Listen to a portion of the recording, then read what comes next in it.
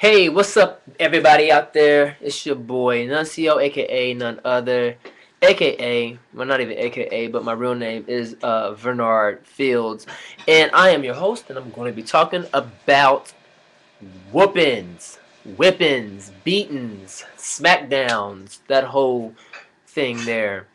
Now, when I was coming up as a kid, I did some things that merited a beating, a whooping.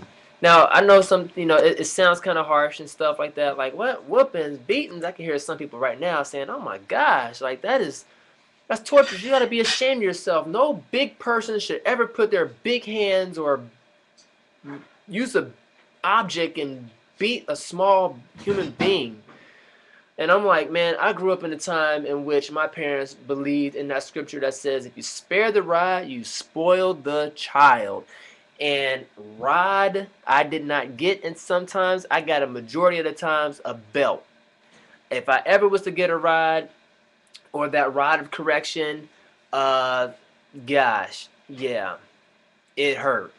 It hurt, but it did me good. It did me good. It kept me from getting into a whole lot of stuff, and I could remember some epic whippings. I mean, like them gut wrenching cries where you like snot coming out the nose and you just feel like you're just dying. And my parents, oh man, my mom was like, I don't believe in whipping no jeans, So for those out there who know what I'm talking about, yeah, it was like, give me them skins, get down to your underclothes, cause you about to get it, and I would get it.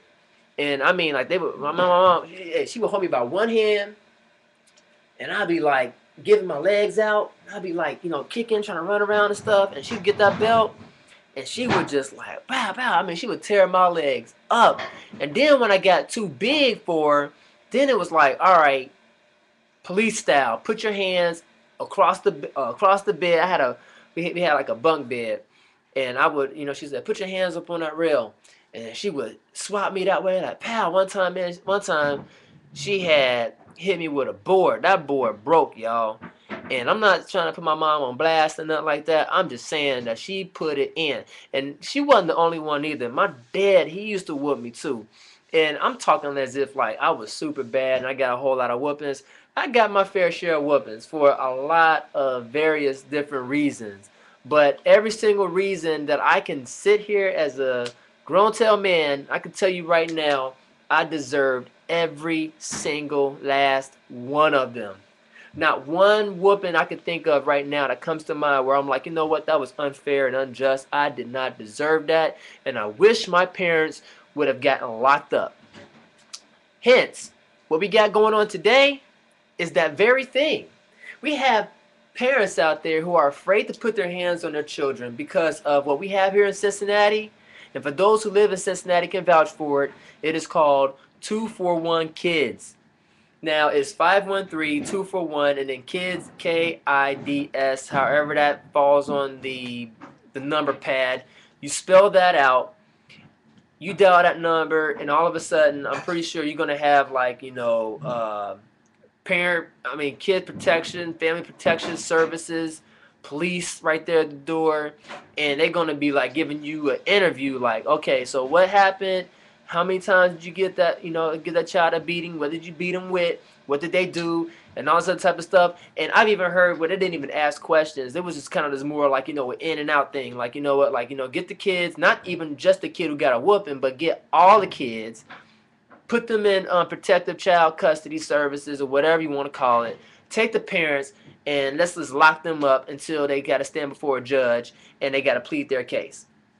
That is nuts. And as a result of that, and I think that this has been around since like maybe the low 80s, early 80s. And the reason why I can say that, because I remember while I was in church and one of the preachers had got up and said, you know what? They got this thing that's called 241 Kids. I don't know if y'all heard about it, because back then it was new. But it was like, I don't know if you guys heard about it. But, it's telling the parents, like, they can't whoop their kids and stuff like that. And it's because of Dr. Spock from Star Trek. He said, that it's child abuse and that we teaching our children how to grow up and be, barbaric and, fight and all this other type of stuff. And he was like, if I'm gonna whoop my child. If my child wanna call 241 kids on me, I'm gonna whoop them till they show up. And when I get out of jail, I'm gonna come back and I'm gonna whoop them some more. And the church was clapping. And now I go to a black church. Now I don't know about other cultures, but back in the day, they used to joke, especially with stand-up comedians, that that black parents, they didn't play. It was like, hey, Eric, get over here. All right, you don't come up. Pap, pap, pap, pap, pap, smack, smack, smack. You know what I'm saying? Like, they did not play. I mean, you back talk, you got the backhand, and then they would joke around saying that the white people, when they had their kids, it'd be like, Johnny, get over here. Johnny, Johnny, Johnny. And they would just go on and on and on, call her name, and they say, all right, you're going to go to timeout. You're going to go to timeout. You're going to go to timeout. Oh, that was so true back in the day.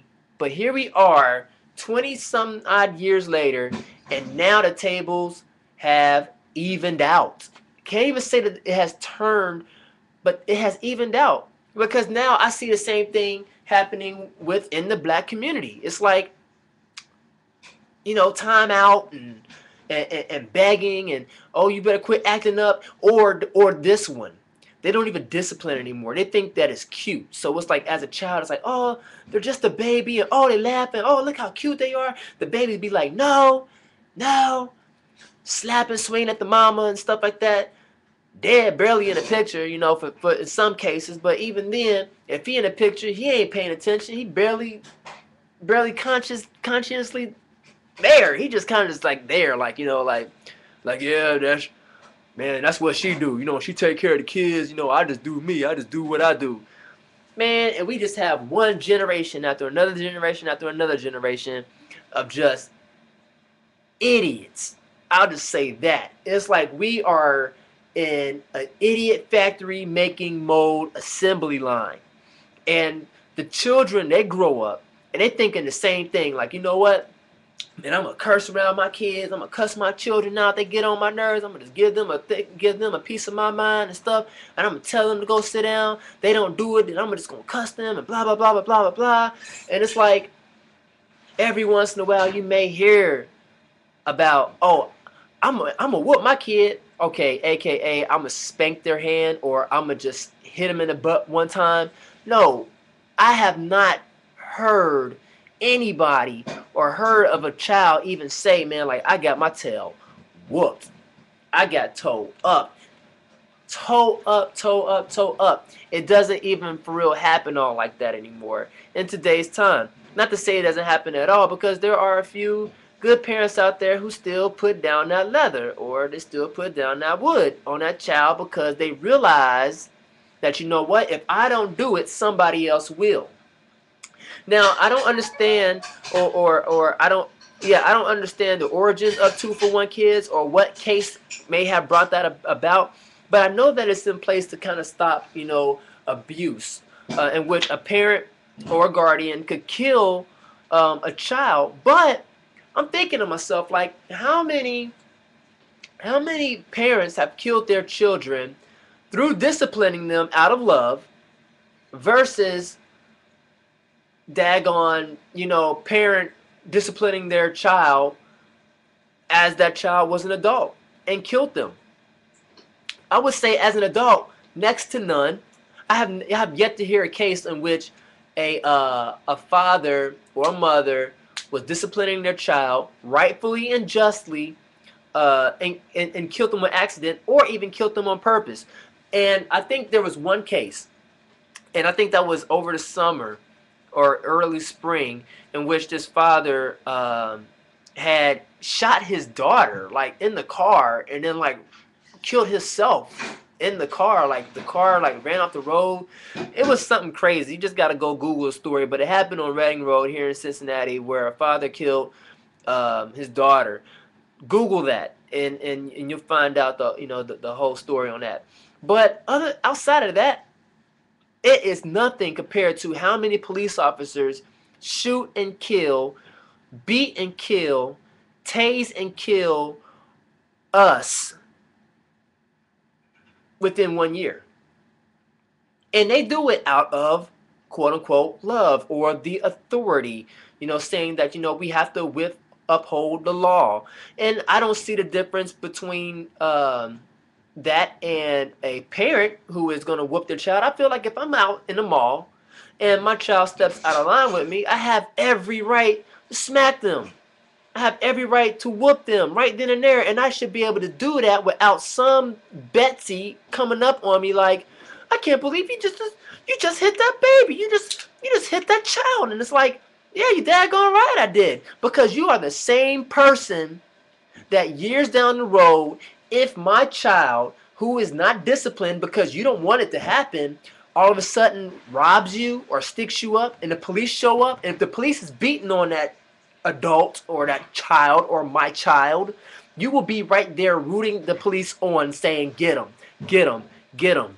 They deserve it. They had no business doing me like that. What's the difference? Age? I said it once before. I said, you know what? Kids are nothing more than small adults who don't have full control over their bodies. They have the same mentality, the same entity as an adult. Like you have adult murderers. That same attitude is in these kids. These kids will, if they could, they would kill. I believe that they will kill, and they do kill.